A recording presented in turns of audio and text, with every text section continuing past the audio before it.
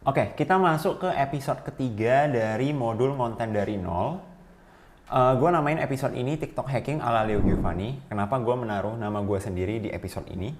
Karena ini adalah tips dan trik yang semua tips dan trik yang udah gue dapatkan gitu kan. Istilahnya ini rahasia dapur yang udah gue rangkum berdasarkan pengalaman 1,5 tahun gue konten.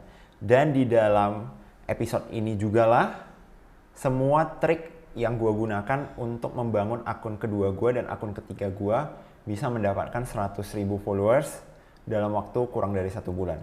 Di akun ketiga mendapatkan 10.000 followers dalam waktu kurang dari 1 bulan juga. Gitu. Jadi kita mulai aja episode ini. Oke, jadi hacking pertama itu gue namakan new account plus quantity hack. Nah, jadi kalau teman-teman belum tahu, new account di TikTok itu lebih dioptimasi loh sama TikTok gitu. Nah, mungkin teman-teman sering banget ngelihat akun-akun seperti contoh ini nih. Ada video yang masuk ke FYP teman-teman gitu kan, likes-nya banyak banget. Sepertinya ini video FYP banget gitu kan. Tapi ketika teman-teman buka profilnya, wah, ternyata akun ini itu followersnya belum 1.000 nih. Nah, tapi video-videonya itu udah banyak loh yang view-nya itu ratusan ribu view, bahkan sampai jutaan view gitu. Nah, kenapa ini bisa terjadi? Asumsi gua, TikTok sangat mengoptimasi akun-akun baru untuk FYP. Tujuannya itu apa? Supaya para pengguna itu makin semangat aktif di TikTok. Teman-teman bisa bayangin, ketika teman-teman baru mau mulai konten di TikTok, ternyata video pertama, kedua, atau ketiga teman-teman itu udah langsung FYP. Yang terjadi apa? Teman-teman senang dong. Teman-teman jadi sedikit addicted gitu. Pengen buat lagi, pengen FYP lagi. Nah, itu adalah asumsi gue yang dilakukan oleh TikTok. Cuman, trik ini bisa kita manfaatkan dengan cara bagaimana? Ketika teman-teman membuat akun baru, mau itu untuk brand teman-teman atau akun pribadi teman-teman, teman-teman pastikan teman-teman melakukan quantity hack.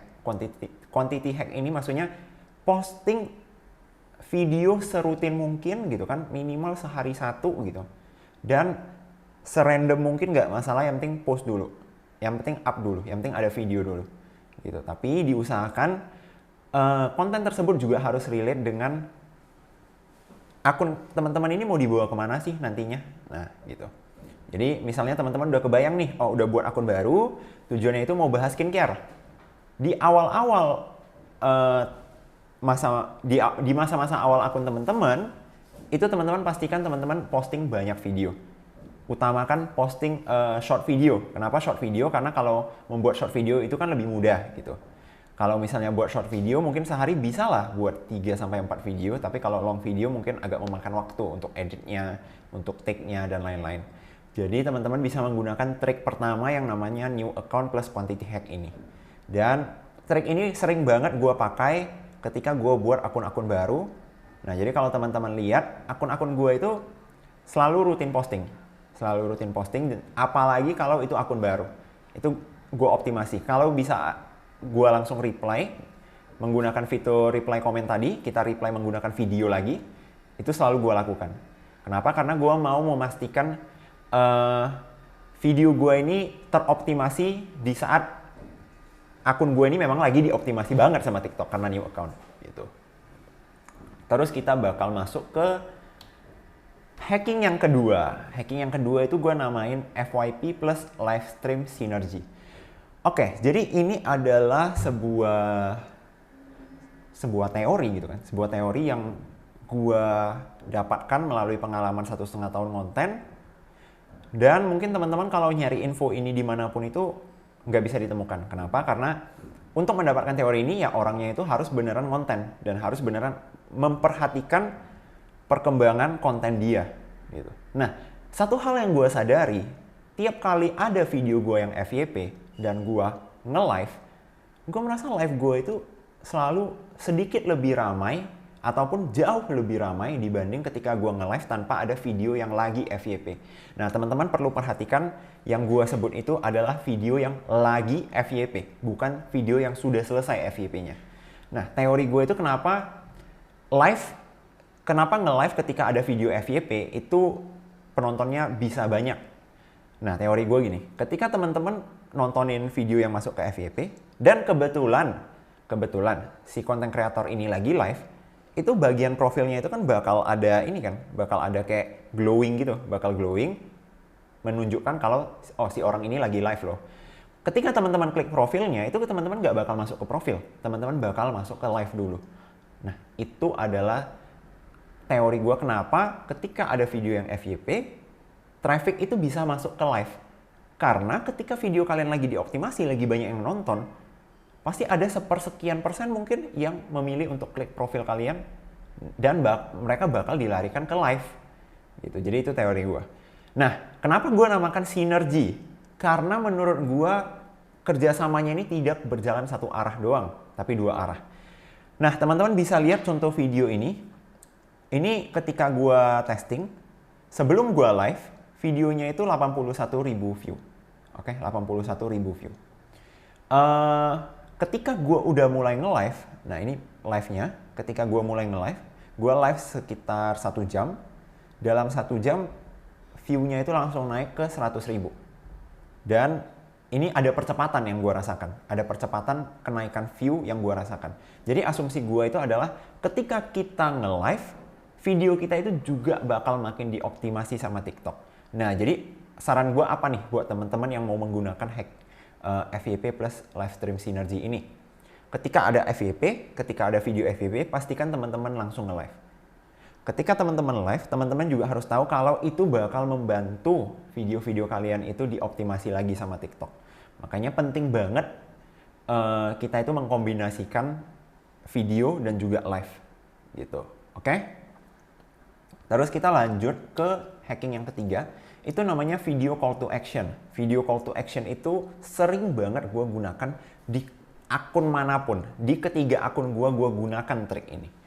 Ketika teman-teman nonton akun Racunin Skincare gue, itu teman-teman bisa cek sendiri. Itu gue seneng banget melakukan gaya ini di akhir. Dimana gue secara nggak langsung itu nunjukin bagian ini, keranjang kuning. Kenapa? Karena gue mau menyelipkan call to action untuk cek keranjang kuning. Tanpa gue nyebut cek keranjang kuning. Gitu.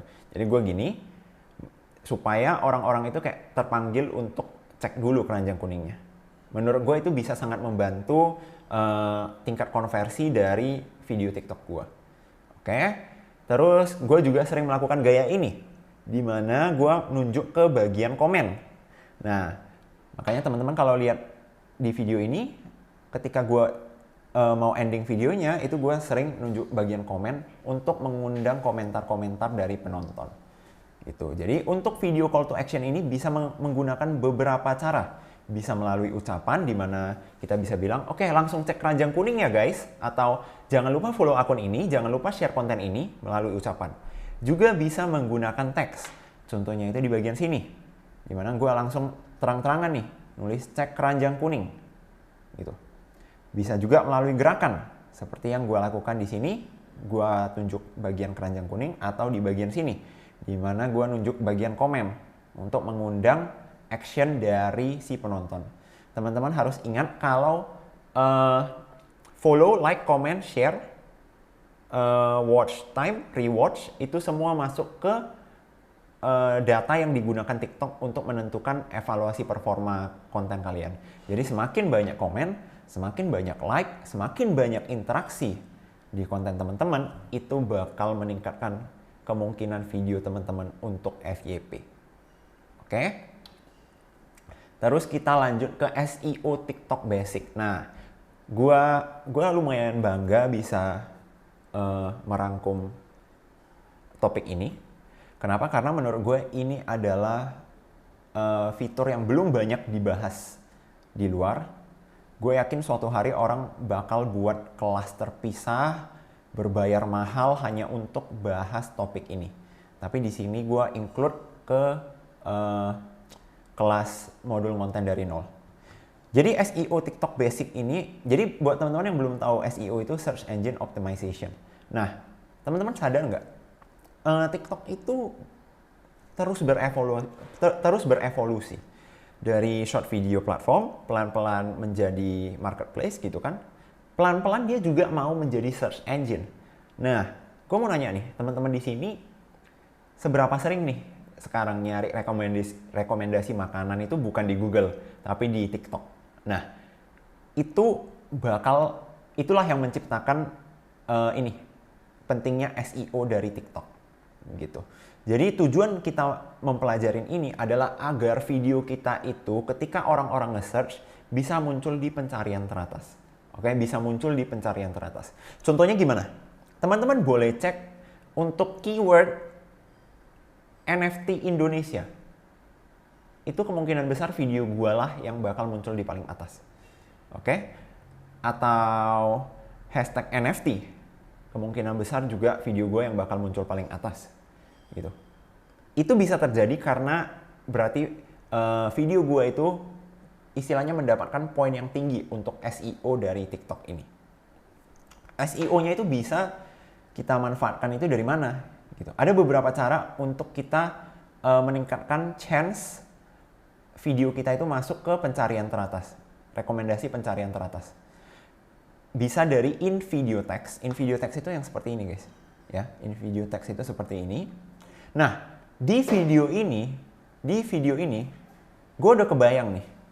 Gue mau video gue yang satu ini itu muncul ketika orang-orang itu searching soal FLKS. FLKS itu adalah sebuah tren yang sedang terjadi pada saat video ini direkam, pada saat modul ini direkam, lagi trending. Makanya gue buat video soal FLKS dan gue munculin nih jelas-jelas kata FLKS di sini, gitu kan. Gue juga munculin kejar FYP, gue juga munculin orang-orang melakukan FLKS gitu. Tujuannya adalah ketika misalnya ada yang search FLKS untuk kejar FYP, gue berharap video gue itu bisa muncul di pencarian teratas. Oke, jadi teman-teman bisa menggunakan in video text. Saran gue nih teman-teman, untuk supaya SEO teman-teman ini jalan, teman-teman gunakanlah in video text yang tersedia dari TikTok. Supaya kata-katanya ini bisa didetect oleh TikTok. Ya, supaya kata-katanya bisa didetect oleh TikTok. Ketika teman-teman menggunakan in video text dari aplikasi di luar TikTok, misalnya menggunakan CapCut, VN, itu kata-katanya nggak bisa didetect gitu oleh TikTok. Makanya pastikan teman-teman selalu menggunakan in video text bawaan dari aplikasi TikTok. Oke? Terus kita lanjut ke voice over. Teman-teman sadar nggak sih sering banget ketika ada video-video yang orang itu ngobrol, itu muncul subtitle tuh di bawah. Subtitle itu tidak dimasukkan oleh konten kreatornya loh. Subtitle itu secara otomatis dibuat oleh TikTok dengan menggunakan ucapan yang diucapkan oleh konten kreator. Dan seringnya itu subtitlenya benar gitu. Ini berarti apa? Data dari kata-kata yang kita ucapkan itu juga dimanfaatkan oleh TikTok. Itu juga disimpan oleh TikTok.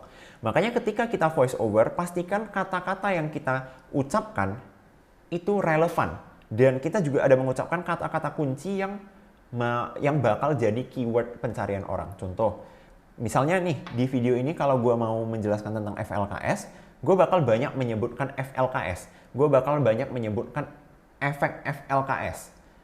Keyword-keyword yang gue bisa membayangkan audiens gue itu mau nyari. Gitu. Oke? Terus kita bakal masuk ke bagian caption. Caption ini, teman-teman harus pastikan itu juga relate dengan keyword yang mungkin menjadi pencarian dari audiens teman-teman. Makanya di sini gue tulis masker hitam yang efektif buat komedo.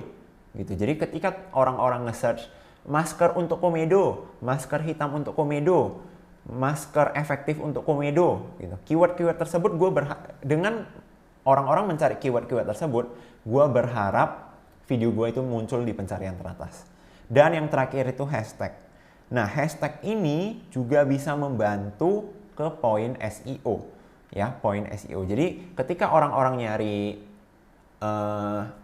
skincare, review skincare, rekomendasi skincare, nah hashtag ini juga berperan dalam ningkatin kemungkinan video teman-teman masuk ke pencarian teratas.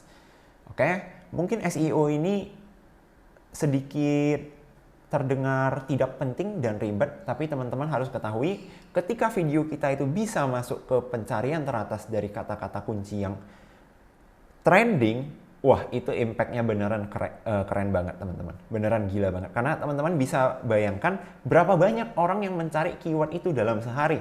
Kayak teman-teman bisa bayangkan kalau video teman-teman itu adalah video teratas yang muncul ketika orang-orang search rekomendasi restoran Jakarta.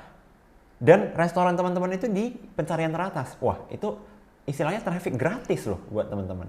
Nah makanya kenapa itu menjadi alasan kenapa menurut gua SEO TikTok ini sangat penting sekali. Oke?